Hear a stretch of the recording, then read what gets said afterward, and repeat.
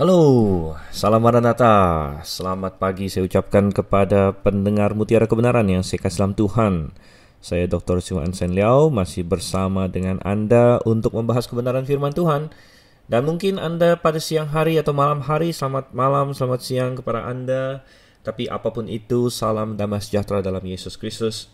Kita membuka Alkitab kita akan melanjutkan pembahasan kita di seri 2 Raja-Raja. Jadi Mutiara Kebenaran, saat ini saya sedang merekam di pertengahan 2024. Tahun 2024 kita sudah sampai di dalam kitab 2 Raja-Raja.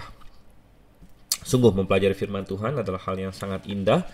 Saya sendiri cukup kadang-kadang merasa sayang bahwa saya tidak bisa memproduksi Mutiara Kebenaran ini dengan lebih cepat ya, karena ya kadang-kadang kita mendengarkan Mutiara Kebenaran atau mendengarkan materi-materi lain, indah sekali kita mendengarkannya tiap hari. Namun sayang saya tidak bisa merekamnya tiap hari. Dan biasanya antara satu kitab dengan kitab lain ada suatu masa jeda, ada mungkin beberapa bulan kadang-kadang masa jeda, karena biasanya saya hanya bisa merekam sekitar 2 hari dalam seminggu. Itu pun kalau tidak ada halangan, saudara sama Tuhan. Nah, tetapi memang di bulan-bulan di mana ada libur untuk Grace International Theological Seminary, mungkin saya bisa merekam lebih banyak. Tapi apapun waktu yang sudah Tuhan berikan pada kita, mari kita pergunakan dengan sebaik-baiknya, baik dalam memberitakan firman Tuhan, baik dalam mempelajari firman Tuhan. Bahkan podcast atau rekaman seperti Mutiara Kebenaran ini adalah salah satu cara yang bermanfaat di mana Anda bisa menggunakan downtime Anda ya. Mungkin Anda sedang di perjalanan, Anda tidak tahu mau ngapain, Anda sedang di bus, Anda sedang bahkan menyetir mobil atau bersepeda atau apapun, Anda bisa memakai waktu itu untuk mendengarkan firman Tuhan, untuk mempelajari firman Tuhan. Ini adalah momen yang bagus. Atau Anda sekedar ada di rumah, ada ibu-ibu yang bisa mendengarkan sambil mengerjakan pekerjaan rumah dan sebagainya. Tapi lebih bagus lagi, saya tidak katakan itu semua tidak bagus ya, itu semua sangat bagus daripada Anda bengong. Tapi lebih bagus lagi kalau misalnya Anda bisa mendengarkan Mutiara Kebenaran ini sambil membuka Alkitab Anda bersama dengan saya. Dan itu yang akan saya ajak kita lakukan saat ini, yaitu di 2 Raja-Raja pasalnya yang ke-6. Oke, nah saya belum tahu sebenarnya kita mau sampai di mana di pasal ini, karena mulai dari ayat 24 sebenarnya itu sudah nyambung ke pasal 7-nya begitu. Jadi ada kemungkinan bahwa kita tidak akan selesaikan pasal 6, tapi kita akan sengaja selesai di ayat 23 nanti. Karena mulai dari 24 sebenarnya itu satu paket dengan yang nanti pembahasan di pasal 7. Tapi kita akan lihat bagaimana juga penggunaan waktu kita dan lain sebagainya. Oke, tanpa berlama-lama lagi, sebelum kita membaca ayat-ayatnya, mari kita berdoa terlebih dahulu. Bapa di surga, kami mengucap syukur untuk kasih Tuhan kepada kami, dan sungguh suatu hari yang baru, nafas yang Engkau berikan kepada kami, kesehatan dan pendengaran, dan bahkan kesempatan untuk melalui berbagai teknologi Tuhan, teknologi perekaman, teknologi distribusi melalui podcast, melalui YouTube atau apapun itu, MP3 file. Tuhan, Kau memungkinkan hamba untuk menyampaikan firman-Mu, dan ini didengar oleh orang-orang Engkau yang kiranya tolong kami Tuhan. Kami berdoa dalam nama Yesus Kristus, amin. Oke, kita masih di dalam pembahasan tentang Elisa, dan kita akan baca ayat 1 sampai dengan ayat yang ke-7 dari 2 Raja-Raja pasalnya yang ke-6. Pada suatu hari berkatalah rombongan nabi kepada Elisa, "Cobalah lihat, tempat tinggal kami di dekatmu ini adalah terlalu sesak bagi kami. Baiklah kami pergi ke sungai Yordan dan masing-masing mengambil 1 balok dari sana supaya kami membuat tempat tinggal untuk kami." Jawab Elisa, "Pergilah." Lalu berkatalah seorang, "Silakan ikutlah dengan hamba-hambamu ini." Jawabnya, "Baik, aku akan ikut." Maka ikutlah ia dengan mereka. Setelah mereka sampai di sungai Yordan, mereka pun menebang pohon-pohon. Dan terjadilah, ketika seorang sedang menumbangkan sebatang pohon, jatuhlah mata kapaknya ke dalam air. Lalu berteriak-teriaklah ia, "Wahai Tuanku, itu barang pinjaman." Tetapi berkatalah abdi Allah, "Kemana jatuhnya?" Lalu orang itu menunjukkan tempat itu kepadanya. Kemudian Elisa memotong sepotong kayu lalu dilemparkannya ke sana, maka timbullah mata kapak itu dibuatnya. Lalu katanya, ambillah. Orang itu mengulurkan tangannya dan mengambilnya. Oke, kita tentu semua masih ingat persis ya bagaimana Elisa menggantikan Elia. Jadi Elisa tadinya adalah seorang yang dipilih oleh Tuhan, dan Elia juga merekrut Elisa untuk melayaninya.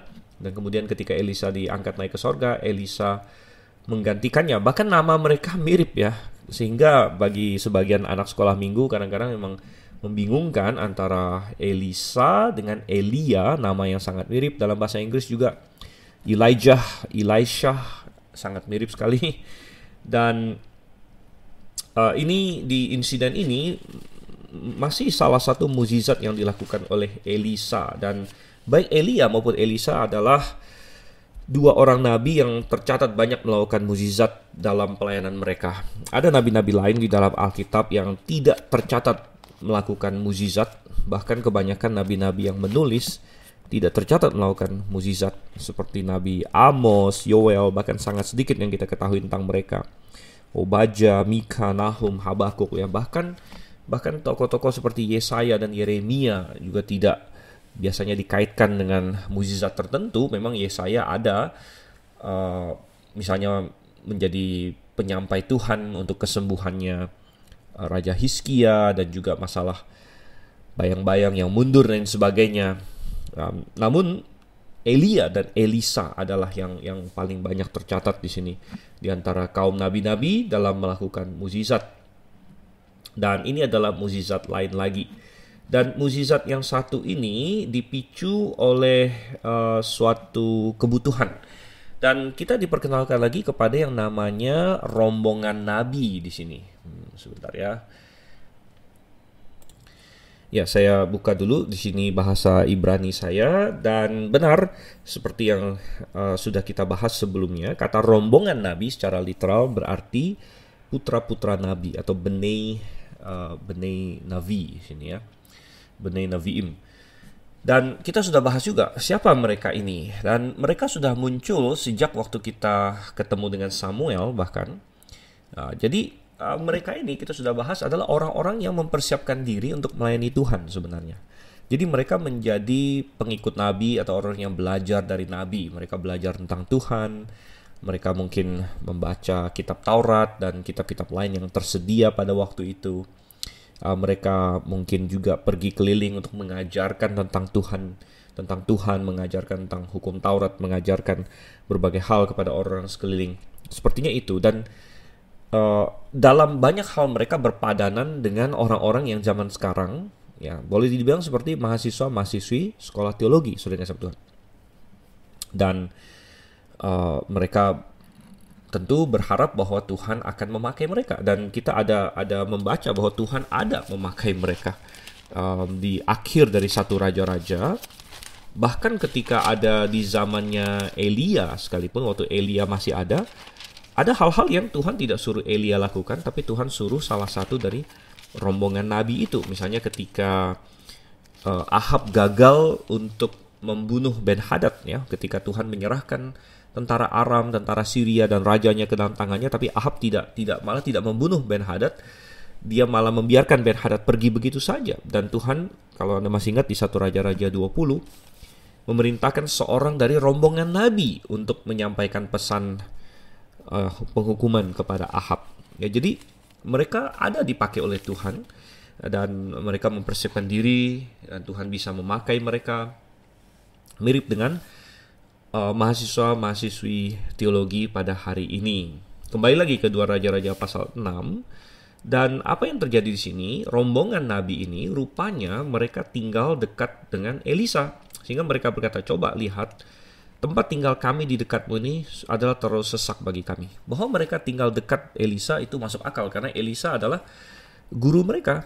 Elisa adalah profesor mereka kalau di sekolah teologi hari ini, dosen mereka. Oleh karena itu mereka tinggal dekat dengan Elisa, dan Elisa punya waktu untuk mengajar mereka, baik itu hal-hal teologi, hal-hal yang berkaitan dengan hukum Taurat, maupun mereka bisa menyaksikan hidup Elisa dari dekat.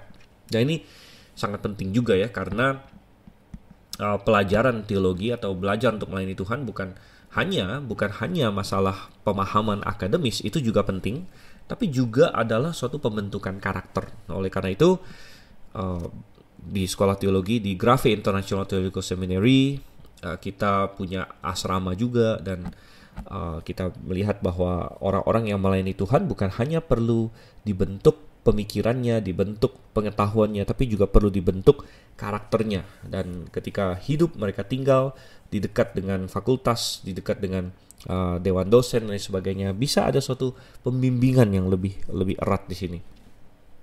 Nah, yang menarik adalah sudah terlalu sesak. Nah, berarti jumlah mereka bertambah, saudara Tuhan. Dan ini adalah kabar baik ya. Ini sekali lagi menggarisbawahi bahwa pelayanan Elia dan Elisa berhasil dalam pengertian tertentu. Belum lama yang lalu, mungkin beberapa puluh tahun yang lalu, Elia sempat seperti putus asa dan berkata kepada Tuhan, "Tuhan, tinggal aku seorang diri." Nah, tentu Elia salah pada waktu itu. Dia hanya merasa dia seorang diri. Padahal Tuhan berkata, sebenarnya aku masih menyisakan 7.000 orang yang tidak menyembah Baal. Jadi ada remnant atau sisa yang setia, dan ini adalah hal yang selalu benar di setiap zaman. Walaupun secara nasional seringkali bangsa Israel sudah menyimpang hampir semuanya, namun tetap ada sisa yang setia, sisa yang beriman, suatu remnant. Nah, itu juga salah satu alasan mengapa kita menamakan salah satu sekolah Alkitab kita juga ya, yang di Kalimantan, yang sebenarnya adalah satu bagian dari GITS juga, yaitu kita namakan RITS, yaitu Remnant International Theological Seminary. Ada remnant yang setia, saudara Tuhan. Dan ternyata dalam pelayanan Elia dan Elisa, jumlah orang yang percaya semakin bertambah. Sehingga ketika jumlah orang percaya semakin bertambah, jumlah orang yang ingin melayani Tuhan juga semakin bertambah. Sehingga sepertinya jumlah rombongan nabi di sini atau Benei Neviim ya, putra-putra nabi di sini bertambah, sehingga kita ibaratkan mereka masuk STT, mereka masuk asrama, dan jumlah mereka saking banyak sehingga sesak katanya. Sesak. Jadi mereka perlu memperbesar asrama mereka. Mereka perlu memperbesar tempat tinggal mereka. Nah, ini adalah is a good problem to have. Ada masalah yang bagus untuk dimiliki, saudara Tuhan. Ya, kadang-kadang seperti itu. Kalau misalnya Anda punya gereja dan kemudian ruang gereja Anda tidak cukup lagi, orang yang datang makin banyak, dan Anda tidak punya cukup tempat duduk, atau ruangannya terlalu sempit, atau tempat parkirnya tidak ada lagi, itu masalah, tapi itu masalah yang bagus. Masalah yang bagus daripada masalah yang sebaliknya. Misalnya Anda punya gereja dan tidak ada orang yang datang dan sepi, nah itu juga masalah. Nah, masalah yang lebih buruk daripada masalah yang satu lagi. Ya, jadi it's a good problem bahwa orang-orang yang masuk ke STT-nya Elisa di sini, kita tidak tahu nama STT dia atau bahkan dia kasih nama, jadi kita juluki STT Elisa di sini ya. Orang-orang yang masuk ke STT Elisa di sini bertambah banyak, dan ya saya ingin berkomentar bahwa ketika jumlah orang yang mau melayani Tuhan ada bertambah, itu mengindikasikan kekristenan yang sehat ya, mengindikasikan masyarakat dengan iman yang sehat, karena dengan demikian berarti rakyat atau umat mengenal Tuhan, dan ada persentase yang cukup yang mau melayani Tuhan. Dan ketika kekristenan sehat dan kekristenan maju dan iman yang benar maju, maka orang-orang yang mau melayani Tuhan itu juga akan bertambah ya. Tetapi ketika kekristenan mundur dan ketika orang Kristen makin duniawi ya, ketika iman luntur, ketika iman melemah, maka tidak ada pemikiran seperti itu. Karena orang Kristen bahkan lebih suka untuk lebih baik saya cari uang, lebih baik saya dan bahkan ya, ini baik dari generasi tua maupun generasi muda. Generasi muda berpikir nggak seru jadi hamba Tuhan, cuman doa melulu tiap hari ya. Ini konsep yang salah tentunya. Dan saya nggak bisa have fun atau lain sebagainya. Demikian juga orang tua tidak mendoakan anaknya untuk melayani Tuhan, tidak mendorong anaknya, tidak menginginkan anaknya, merindukan anaknya untuk melayani Tuhan. Tidak ada konsep seperti itu pada orang-orang Kristen kalau mereka tidak beriman dengan sehat, tidak berapi-api bagi Tuhan, dan mereka dicekoki oleh kekhawatiran dunia ini dan kenikmatan dunia ini, saudara kasih Tuhan. Jadi kita perlu mendoakan supaya orang-orang muda ya rindu untuk melayani Tuhan, orang-orang muda mau untuk berbuat bagi Tuhan. Oke, dan selanjutnya kita melihat karena asrama mereka sudah terlalu sempit, jadi mereka mau bikin yang baru, mereka mau perluas, mereka mau renovasi katanya di sini ya. Jadi dan mereka mengusulkan ini kepada guru mereka, dosen mereka Elisa. Baiklah kami pergi ke sungai Yordan katanya kan. Masing-masing mengambil satu balok dari sana supaya kami membuat tempat tinggal untuk kami. Nah ini adalah contoh yang bagus bahwa murid-murid STT di sini, STT Elisa sekali lagi bukan hanya belajar secara teori, mereka bukan hanya duduk, tapi mereka benar-benar melakukan hal-hal juga, dan ketika diperlukan tempat tinggal yang baru mereka juga rela untuk mengerjakannya ya, mereka rela untuk pergi, mereka rela untuk menebang pohon dan membawa balok dan membangun rumah bagi mereka sendiri. Saya rasa ini adalah pelatihan yang bagus juga ya.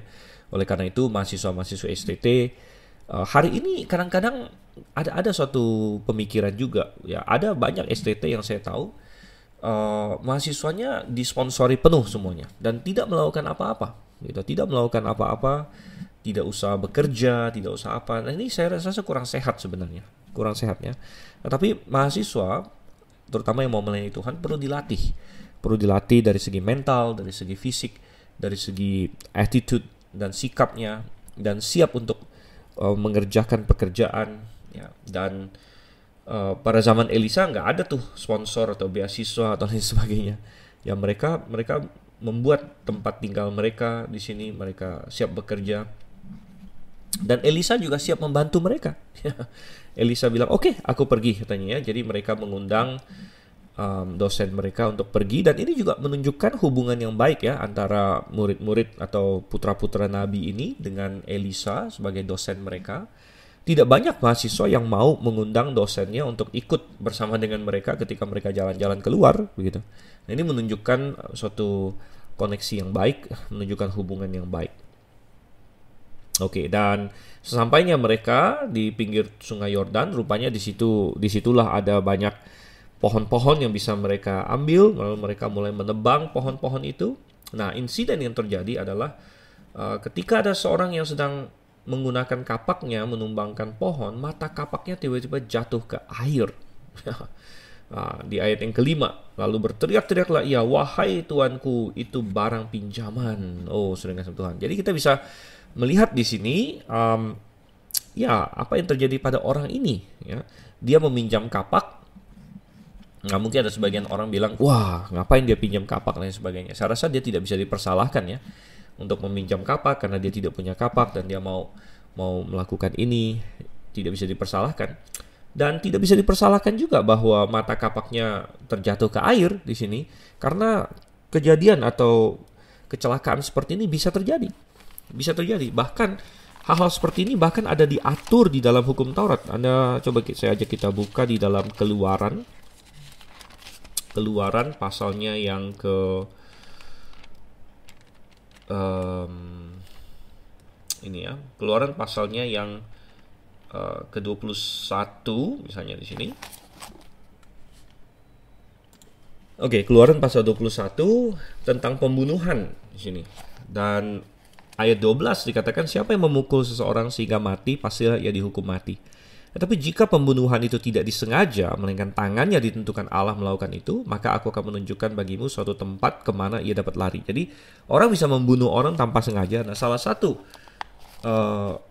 satu skenario di mana seseorang membunuh seseorang dengan tidak sengaja ada dijabarkan di dalam Ulangan pasal 19. Coba kita lihat Ulangan pasal 19. Ayat yang keempat, saya akan bacakan. "Inilah ketentuan mengenai pembunuh yang melarikan diri ke sana dan boleh tinggal hidup," maksudnya ke kota ini, ke kota perlindungan di sini ya. "Apabila ia membunuh sesamanya manusia dengan tidak sengaja dan dengan tidak membenci dia sebelumnya. Misalnya, apabila seseorang pergi ke hutan dengan temannya untuk membelah kayu, ketika tangannya mengayunkan kapak untuk menebang pohon kayu, mata kapak terlucut dari gagangnya lalu mengenai temannya sehingga mati. maka ia boleh melarikan diri ke salah satu kota itu dan tinggal hidup. Jadi ini salah satu skenario yang memang sudah diantisipasi bahwa ini bisa terjadi. Ya, kalau Anda bekerja dengan barang seperti kapak, ya, gergaji. Kalau hari ini mungkin ada bahkan pistol dan lain sebagainya. Dan ada pekerjaan-pekerjaan yang memang membutuhkan hal tersebut, ya kan? Lalu bisa saja karena suatu kecelakaan, ya, barang-barang ini, benda-benda ini melukai bahkan sampai membunuh seseorang. Nah, apa yang terjadi di 2 Raja-Raja 6 malah tidak separah itu, karena rupanya orang ini cukup hati-hati sehingga ketika dia menebang, ya, mata kapaknya tidak diarahkan ke orang. Jadi dia memastikan bahwa tidak ada orang di sebelah ini, ya, sebelah sana begitu.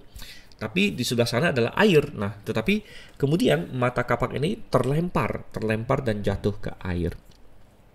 Nah, permasalahannya adalah pada zaman itu mata kapak adalah sesuatu yang berharga. Karena itu terbuat dari besi, dan besi waktu itu berharga, saudara kasih Tuhan. Karena sulit, ya. Kalau kita belajar di ilmu sekuler, manusia dibagi-bagi oleh orang-orang sekuler menjadi manusia zaman batu, kemudian zaman tembaga atau Bronze Age. Kemudian ada namanya masa zaman besi, begitu. Nah, memang di eranya Elisa di sini sudah zaman besi memang, dan kita tahu bahwa bahkan dari zaman orang Filistin dulu sudah ada besi.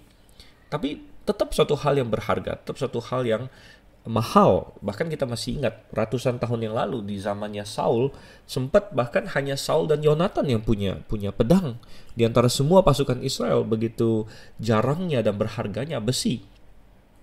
Dan memang besi itu metal yang kuat, tapi juga diperlukan tanur dengan tingkat temperatur yang lebih tinggi daripada tembaga. Jadi tembaga lebih mudah diperoleh dan lebih mudah untuk dipakai untuk menjadi berbagai hal, karena tembaga titik leburnya lebih rendah daripada titik leburnya besi. Dan ini adalah barang yang mahal bagi ukuran seorang mahasiswa STT yang miskin di sini. Ya, sehingga dia stres. Dia berkata, wahai tuanku, itu barang pinjaman. Dia tidak tahu apa yang harus dia katakan kepada orang yang meminjamkan hal ini kepadanya. Oke, coba kita lihat lagi ayat yang ke-6. Tetapi berkatalah abdi Allah, kemana jatuhnya? Lalu orang itu menunjukkan tempat itu kepadanya. Kemudian Elisa memotong sepotong kayu lalu dilemparkannya ke sana. Maka timbullah mata kapak itu dibuatnya. Lalu katanya, ambillah. Orang itu mengulurkan tangannya dan mengambilnya. Nah, mungkin ada yang berkata, kenapa kalau mata kapak jatuh nggak langsung diambil aja? Nah, mungkin kita kurang bisa membayangkan kondisi sungai Yordan, ya. Sungai Yordan adalah sungai yang cukup cepat, terutama di waktu-waktu tertentu, tapi juga dia tidak begitu jernih airnya. Jadi airnya seringkali kumuh atau airnya itu tidak putih jernih begitu. Airnya berlumpur, ya, sehingga ketika kapak ini jatuh sulit untuk menentukan persisnya ada di mana, gitu. Dan kalau ini adalah musim banjir, maka airnya sebenarnya cukup deras dan airnya tempatnya cukup dalam begitu, sehingga untuk masuk ke dalam dan mencarinya tidak semudah itu. Dan kalau Anda pernah mencoba mencari barang, kalau di kolam renang sih gampang, ya, karena kolam renang satu jernih, lalu juga bawahnya itu jelas gitu kan, lantai begitu, jadi Anda mencari barang di kolam renang relatif mudah. Tapi kalau Anda mencari barang yang jatuh di sungai, lumayan sulit, karena sungai itu tidak rata bawahnya, ada lumpur juga, bisa jadi dia tenggelam ke dalam lumpur, jadi tidak begitu kelihatan, atau teraba, tidak langsung teraba juga. Jadi ada suatu kesulitan yang cukup besar di sini. Nah, Elisa tidak memarahi orang itu, dan Elisa simpati dengan dia, dan Elisa hanya bertanya, di mana kira-kira jatuhnya. Nah, orang itu menunjuk daerah di mana kapak itu jatuh, dan Elisa memotong, katanya, sepotong kayu dilempar ke sana, dan timbullah mata kapak itu. Nah, tentu ini tidak bisa dijelaskan secara sains, ya. Percuma saja kalau misalnya Anda mengundang seorang ahli fisika kah, ahli apakah, untuk menjelaskan kenapa hal ini bisa terjadi. Ini adalah murni suatu mukjizat, ya. Ketika Elisa memotong kayu itu dan melemparnya ke air, sepertinya ini adalah suatu doa kepada Tuhan atau permintaan kepada Tuhan untuk membuat kapak ini menjadi seringan kayu gitu. Karena kalau kayu kita lempar ke air, dia bisa mengapung gitu kan. Tapi kalau besi dia akan tenggelam karena besi memiliki massa jenis yang jauh lebih tinggi daripada kayu. Dengan melempar kayu itu ke air, sepertinya Elisa mau membuat kapak ini yang terbuat dari besi mengapung seperti halnya kayu begitu. Dan tentu sekali lagi tidak ada penjelasan naturalistik, ini tidak bisa dijelaskan dengan wah ada trik fisika apa. Tidak, ini adalah murni suatu mukjizat. Saudara kasih Tuhan. Dan ini adalah contoh lain bahwa Tuhan Maha Kuasa dan Tuhan bisa melakukan apapun. Namun ini juga menjadi pelajaran yang indah karena kalau dilihat dari sisi tertentu, ini mukjizat yang sepertinya remeh-temeh begitu, remeh-temeh. Tidak ada suatu bahaya nasional yang mengancam. Kadang-kadang kita membaca Alkitab, mukjizat Tuhan itu kan misalnya menyelamatkan Israel dari musuh, misalnya menyerahkan seorang Goliat kepada Daud. Jadi ada banyak mukjizat yang dimana pertaruhannya itu besar sepertinya. Keselamatan bangsa Israel, membelah Laut Merah misalnya, supaya mereka tidak dihancurkan oleh Firaun dan lain sebagainya. Jadi dan kita bisa memahami dalam momen-momen seperti itu dibutuhkan suatu mukjizat karena ada suatu bahaya yang begitu besar, ada suatu momen yang begitu historis begitu. Namun untuk mukjizat yang satu ini, kok sepertinya ini remeh-temeh gitu kan? Ada orang kehilangan mata kapak. Memang untuk si orang ini pastinya cukup menggetarkan karena sekali lagi besi mahal waktu itu. Tapi tidak ada suatu momen historis, tidak ada bahaya bagi Israel, tidak ada publik terancam. Ini masalah pribadi si orang ini, si mahasiswa STT ini yang dia kehilangan barang, mungkin dia harus ganti rugi, entah apa, dia harus menderita dan sebagainya. Tapi tidak ada semacam momen historis apa gitu. Tapi Tuhan masih mendengarkan doa Elisa dan Tuhan masih mau memberikan mukjizat bahkan untuk hal yang relatif remeh-temeh seperti ini. Dan sekali lagi ini mengajar kita bahwa kita pun bisa berdoa pada Tuhan dan kita pun bisa membawa segala sesuatu kepada Tuhan, bahkan yang mungkin dianggap remeh-temeh, saudara kasih Tuhan.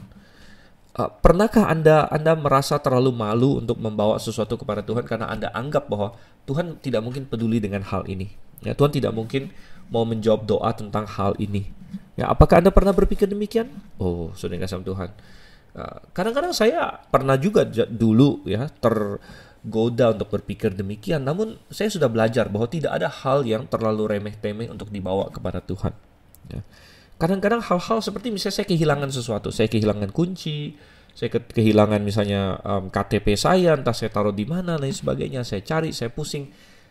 Tidak lama kemudian saya akan terpikir, kenapa saya tidak minta bantuan Tuhan, gitu kan? Dan mungkin sepertinya kan kamu cuma kehilangan barang, kehilangan kunci, masa suruh Tuhan ini bantu kamu cari? Gitu.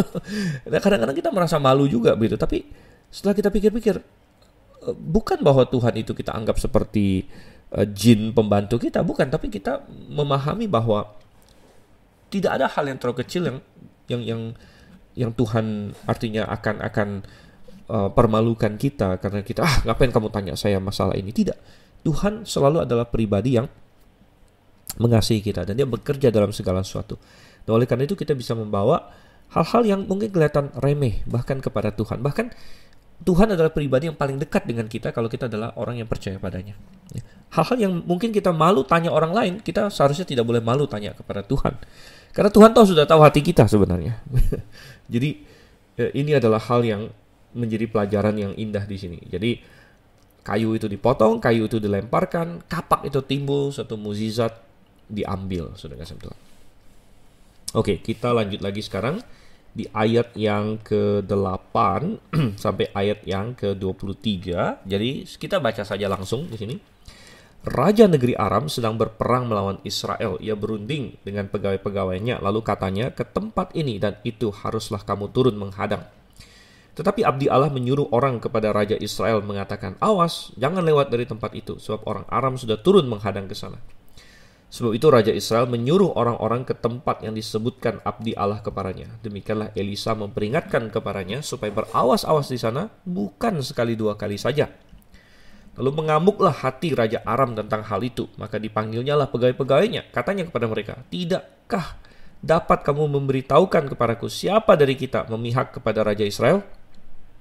Tapi berkatalah salah seorang pegawainya, tidak tuanku raja, melainkan Elisa, nabi yang di Israel. Dialah yang memberitahukan kepada Raja Israel tentang perkataan yang diucapkan oleh tuanku di kamar tidurmu. Berkatalah raja, pergilah melihat di mana dia, supaya aku menyuruh orang menangkap dia. Lalu diberitahukanlah kepadanya, dia ada di Dotan. Maka dikirimnyalah ke sana kuda serta kereta dan tentara yang besar. Sampailah mereka pada waktu malam, lalu mengepung kota itu. Ketika pelayan abdi Allah bangun pagi-pagi dan pergi keluar, maka tampaklah suatu tentara dengan kuda dan kereta ada di sekeliling kota itu. Lalu berkatalah bujangnya itu kepadanya, celaka tuanku, apakah yang akan kita perbuat? Jawabnya, jangan takut, sebab lebih banyak yang menyertai kita daripada yang menyertai mereka. Lalu berdoalah Elisa, ya Tuhan, bukalah kiranya matanya supaya ia melihat. Maka Tuhan membuka mata bujang itu sehingga ia melihat. Tampaklah gunung itu penuh dengan kuda dan kereta berapi sekeliling Elisa. Ketika orang-orang Aram itu turun mendatangi dia, berdoalah Elisa kepada Tuhan, butakanlah kiranya mata orang-orang ini. Maka dibutakannya lah mata mereka sesuai dengan doa Elisa. Kemudian berkatalah Elisa kepada mereka, bukan ini jalannya dan bukan ini kotanya. Ikutlah aku, maka aku akan mengantarkan kamu kepada orang yang kamu cari. Lalu diantarkannya mereka ke Samaria. Segera sesudah mereka sampai ke Samaria, berkatalah Elisa, ya Tuhan, bukalah mata orang-orang ini supaya mereka melihat. Lalu Tuhan membuka mata mereka sehingga mereka melihat, dan heran, mereka ada di tengah-tengah Samaria. Lalu bertanyalah Raja Israel kepada Elisa tatkala melihat mereka, kubunuhkah mereka Bapak? Tapi jawabnya, jangan. Biasakah kau bunuh yang kau tawan dengan pedangmu dan dengan panahmu? Tetapi hidangkanlah makanan dan minuman di depan mereka supaya mereka makan dan minum, lalu pulang kepada tuan mereka. Disediakannya lah bagi mereka jamuan yang besar, maka makan dan minumlah mereka. Sesudah itu dibiarkannya lah mereka pulang kepada tuan mereka. Sejak itu tidak ada lagi gerombolan-gerombolan Aram memasuki negeri Israel. Wow. Oke, nah mukjizat yang satu ini atau insiden yang satu ini beda dengan yang sebelumnya. Yang ini memang ada suatu kepentingan nasional di sini ya, ada suatu aspek publik dan aspek kepentingan Israel di sini. Dan kita diingatkan bahwa antara Israel dengan Aram pada waktu itu terjadi peperangan yang terus-menerus, walaupun kadang mereka ada damai, lalu perang lagi, kadang damai, kadang perang lagi, begitu. Insiden yang berkaitan dengan Naaman di pasal 5 itu adalah insiden mungkin di salah satu periode damai di sini. Dan raja negeri Aram, ya mereka melancarkan berbagai taktik di sini. Mereka bikin penghadangan, mereka ingin menjebak raja Israel yang pada saat ini ya, kemungkinan besar adalah Yoram sesuai dengan garis waktunya. Jadi Raja Yoram. Dan Raja Yoram ternyata memiliki hubungan dengan Elisa yang jauh lebih baik daripada Ahab dengan Elia. Dan kita memang ada membaca bahwa setelah Ahab mati lalu digantikan oleh Ahazia mati digantikan oleh Yoram.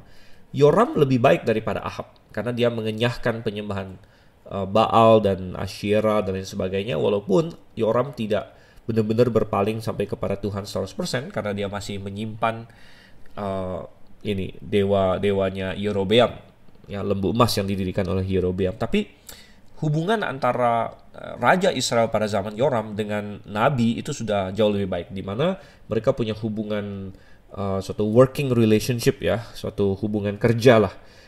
Dan Elisa bisa memperingatkan kepada Yoram tentang apa yang akan terjadi dan sebagainya. Ini berbeda dengan di zaman Ahab, di mana Elia dianggap sebagai musuh, dianggap sebagai pencelaka Israel dan lain sebagainya. Dan oleh karena hubungan yang membaik antara Nabi Elisa dengan Yoram, maka Yoram mendengarkan peringatan dari Elisa, dan berkali-kali katanya, bukan 1-2 kali, dia menghindar dari ambush atau jebakan yang telah dibuat oleh si Ben-Hadad di sini ya, raja negeri Aram di sini kemungkinan besar adalah Ben-Hadad. Dan ya, ini membuat si Raja Aram ini sangat marah.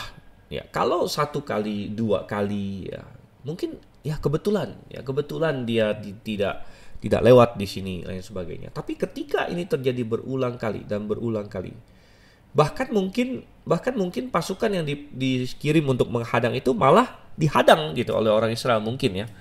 Artinya yang mau membuat ambush malah di-ambush begitu. Yang mau dijebak malah dijebak.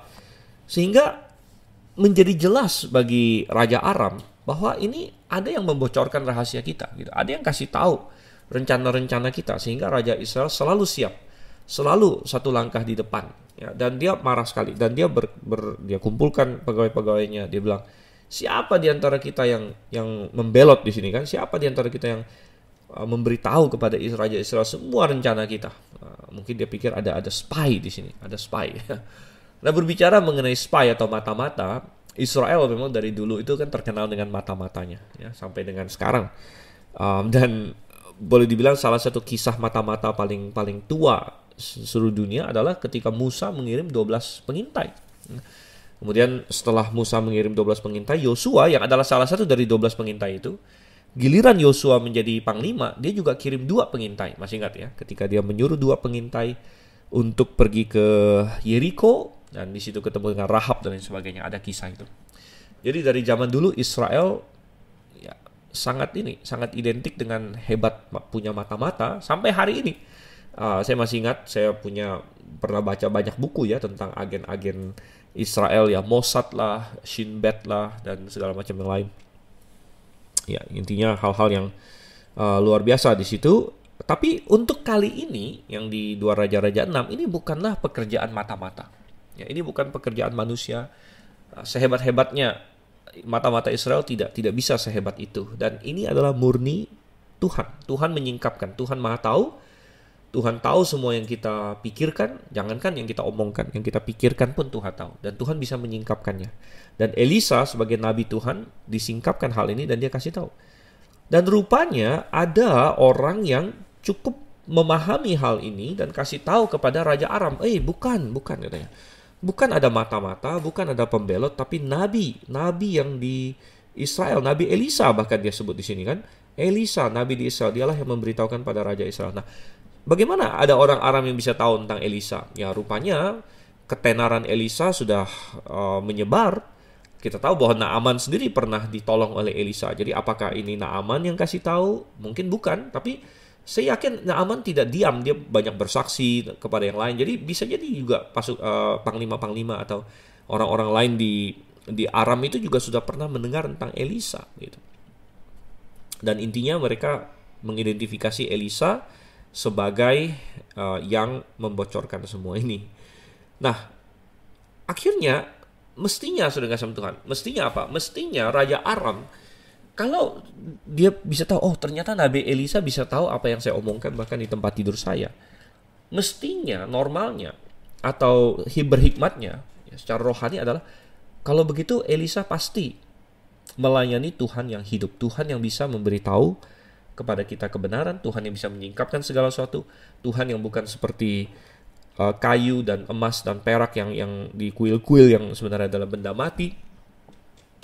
Dan karena Elisa melayani Tuhan yang sedemikian rupa, saya harus mengenal Tuhan yang demikian juga. Ya, ini adalah respon yang berhikmat. Tetapi begitu banyak manusia di dunia ini yang tidak berhikmat. Tidak berhikmat, dan dia mendengar tentang hebatnya Elisa dan hebatnya Tuhan yang disembah Elisa yang bisa menyingkapkan bahkan mimpinya dia dan apa yang dia omong di tempat tidurnya.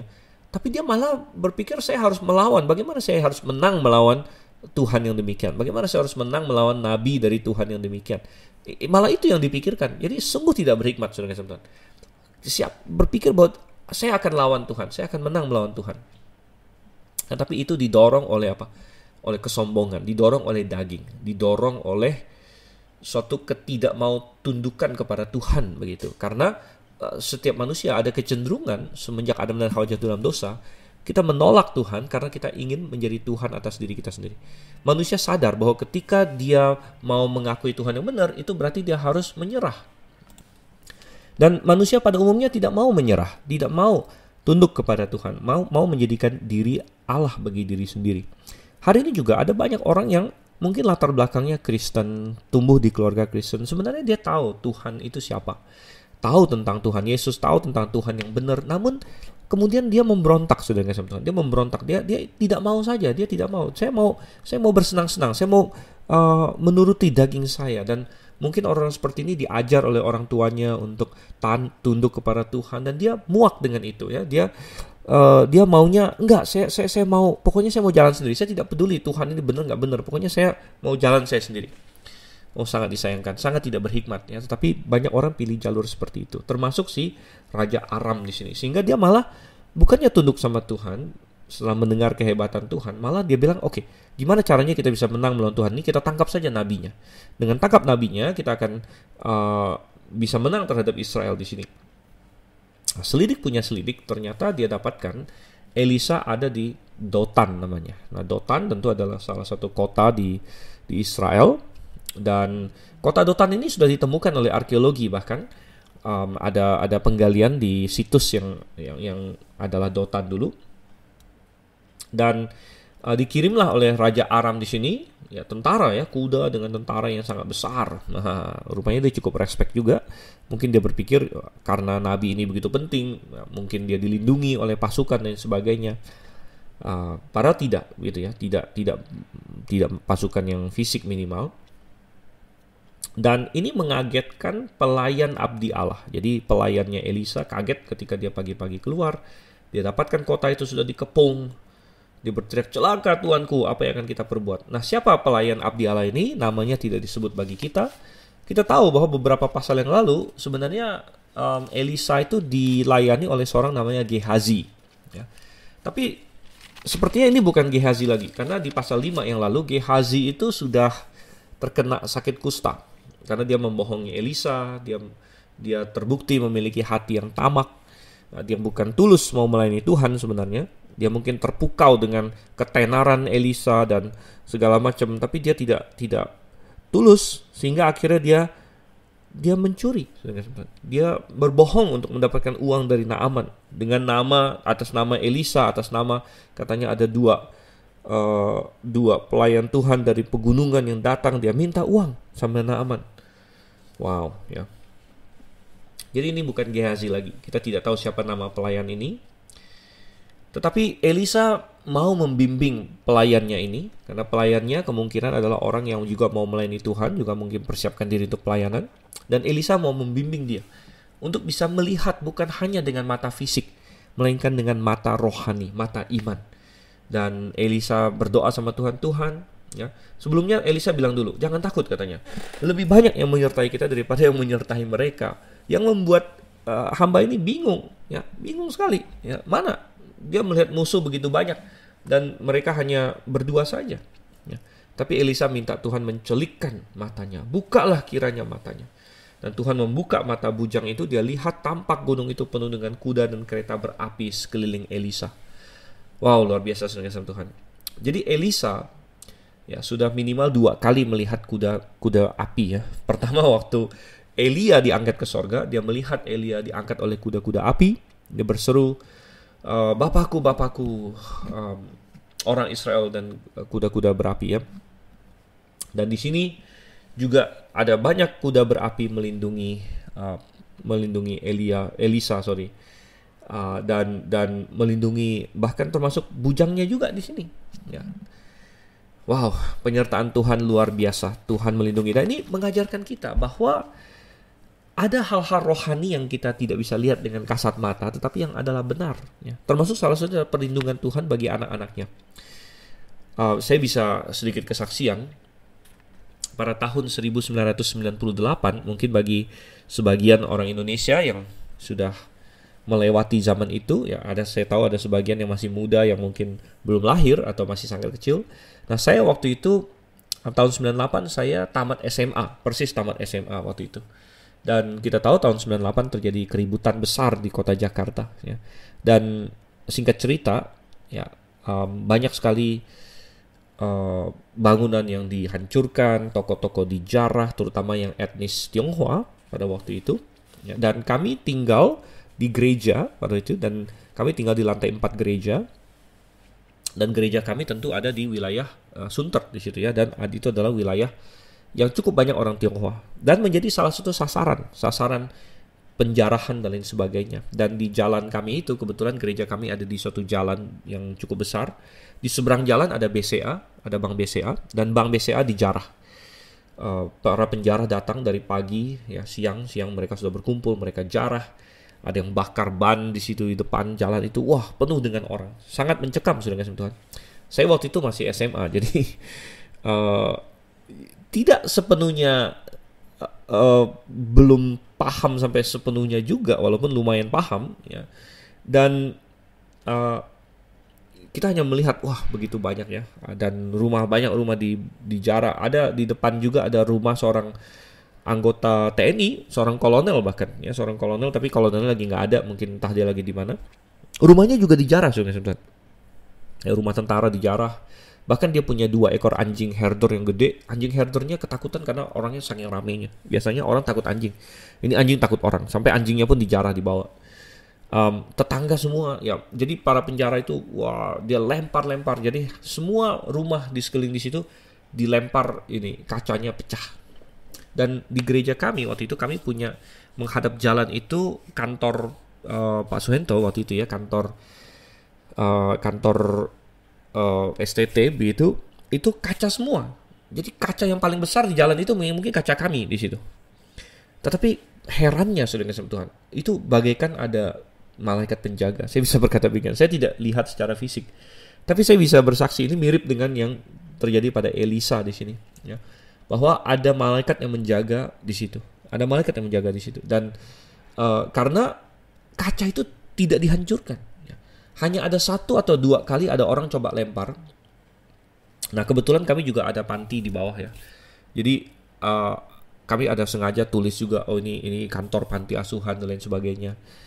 Ada satu beberapa orang coba lempar, tapi stop, entah kenapa, entah ada sesuatu yang menyetop mereka gitu, sehingga mereka tidak lempar. Ya. Para penjara itu tidak lempar. Padahal boleh dibilang itu kaca terbesar. Anda bayangkan satu jalan di situ, rumah tetangga segala macam, kacanya habis dilempar segala macam. Ada sebagian rumah yang besar-besar dijarah bahkan. Tetapi yang gedung kami dengan kaca yang begitu besar malah tidak dilempar. Ya, hanya 1-2 kali dilempar tapi tidak pecah. Itu juga ini benar-benar mukjizat dari Tuhan juga ya. Dan mereka lalu berhenti melempar. Ada sesuatu yang menyetop mereka melempar, saudara kasih Tuhan. Wow, itu saya teringat terus ya akan hal tersebut. Luar biasa sekali. Dan ya saya bisa katakan ini ya, ini suatu mukjizat, dan ada kereta-kereta berapi mungkin yang tidak saya lihat dengan mata jasmani saya, tapi saya lihat dengan saya imani bahwa Tuhan melindungi itu. Dan hal-hal seperti ini ya mestinya kita pahami, dan bahwa Tuhan bisa melindungi kita, dan Tuhan melindungi umatnya. Tuhan bekerja dalam segala sesuatu untuk kebaikan orang-orang yang mengasihi Dia. Nah, mungkin ada orang yang berkata, oh bagus sekali ya ada kesaksian seperti itu, tapi saya nggak pernah rasakan tuh yang seperti itu. Mungkin ada yang berkata demikian. Mungkin ada pendengar Mutiara Kebenaran yang saat ini berkata, andai saya ada merasakan mukjizat seperti itu juga, kenapa tidak terjadi pada diri saya, begitu kan? Kenapa saya mengalami kesusahan? Kenapa Tuhan tidak tolong saya melalui kesusahan saya, gitu? Tetapi saya ingin ajar Anda satu hal, saudara, dari firman Tuhan. Yang menarik bagi saya adalah kota Dotan di sini. Ya, Elisa ada di kota Dotan. Karena saya jadi teringat bahwa di Alkitab ada tempat lain lagi di mana Dotan disebut. Bahkan ketika saya cek dalam Alkitab, ternyata kota Dotan atau daerah Dotan itu hanya disebut 2 kali dalam Alkitab. Yaitu 1 kali di 2 Raja-Raja 6 ayat 13 ini, di mana Elisa tinggal di Dotan. Dan Anda masih ingat kapan lagi kota atau tempat Dotan disebut dalam Alkitab? Ternyata itu ada di kitab Kejadian. Jadi boleh dibilang ribuan tahun sebelum Elisa, dan bahkan belum jadi kota, mungkin masih daerah namanya, masih padang begitu. Di Kejadian pasal 37 ayat 17. Dan insidennya apa pada waktu itu? Insidennya adalah Yusuf diutus oleh bapaknya Yakub untuk mencari saudara-saudaranya dan menanyai kabar mereka. Dan dia pergi pertama ke Sikem, Nah di Sikem ternyata saudara-saudaranya, abang-abangnya sudah pergi.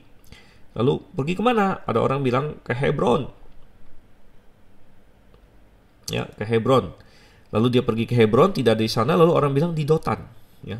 Lalu dia pergi ke Dotan. Nah di ayat 17, Kejadian 37 ayat 17. Lalu kata orang itu, mereka telah berangkat dari sini sebab mereka telah kudengar mereka berkata, marilah kita pergi ke Dotan. Lalu Yusuf pergi ke Dotan. Nah, saudara kasih Tuhan, apa yang terjadi di Dotan? Ya, ternyata ketika Yusuf sampai di Dotan, abang-abangnya melihat dia dari jauh dan bersepakat untuk menangkap dia. Bahkan tadinya mereka mau bunuh dia. Mereka lemparkan dia ke sumur kering. Mereka berdebat mau diapain ini. Dan ujung-ujungnya mereka memutuskan untuk menjual dia sebagai budak ke Mesir. Ini adalah 2 kali Dotan disebut. Dan Anda berkata bahwa Tuhan melindungi Elisa dengan kereta api. Kenapa Tuhan tidak lindungi Yusuf dengan kereta api di tempat yang sama, di Dotan? Bukankah Yusuf juga adalah seorang hamba Tuhan juga? Dia adalah anak Yakub yang baik. Bahkan Tuhan kasih dia 2 mimpi yang luar biasa tentang bagaimana dia akan menjadi penguasa dan lain sebagainya. Tapi kenapa Tuhan tidak lindungi Yusuf dengan kereta api? Saudara, jawabannya adalah Tuhan ada melindungi Yusuf. Dan mungkin malaikat yang menyertai Yusuf waktu itu bahkan mungkin lebih banyak lagi. Tapi adalah rencana Tuhan bagi Yusuf untuk ditangkap oleh saudara-saudaranya, untuk dijual oleh saudara-saudaranya ke Mesir. Itu adalah bagian dari rencana Tuhan. Ya. Jadi pertolongan Tuhan tidak hanya sekedar masalah ada kayak perisai pelindung yang tidak kelihatan sehingga mara bahaya tidak menimpa kita. Bukan hanya dengan cara seperti itu Tuhan melindungi kita. Bukan hanya itu bukti Tuhan mengasihi kita dan menyertai kita. Yusuf, ya, bahkan kalau kita lihat seluruh cerita Yusuf, bagaimana dia dijual di Mesir dan lain sebagainya, kita bisa melihat persis tangan penyertaan Tuhan. Tuhan menyertai dia. Bagaimana dia naik di rumah Potifar. Bahkan setelah dia difitnah, dia tetap dilindungi Tuhan. Tuhan kasih dia hikmat untuk menafsirkan mimpi sampai dia menjadi Perdana Menteri Mesir. Tangan Tuhan jelas menyertai Yusuf, tapi tidak dengan cara menghindarkan dia dari masalah, tapi dengan cara membawa dia melalui masalah itu. Jadi itu sangat menarik sekali. 2 kali kata Dotan atau tempat Dotan disebut dalam Alkitab. Di Kejadian 37, di 2 Raja-Raja pasal 6. Dua-duanya ada bahaya yang mengancam seorang tokoh yang mengasihi Tuhan, yaitu Yusuf dan Elisa. Dan Tuhan lindungi mereka berdua, tapi dengan cara yang berbeda. Dan saya ingin berkata kepada Anda sekalian, pendengar sekalian, Tuhan masih sama hari ini. Tuhan bisa lindungi kita dengan 2 cara yang sangat berbeda. Satu dengan cara Elisa, seperti yang saya pernah rasakan tahun 98 dulu, yang di gereja Grafe dulu, di mana sepertinya ada malaikat yang melindungi gedung Grafe sehingga tidak dilempar oleh penjara yang menjara hampir semua. Bahkan ada tidak jauh beberapa rumah dari kami ada yang dibakar dan lain sebagainya. Tapi kaca Grafe pun tidak dipecahkan. Itu mukjizat, saudara.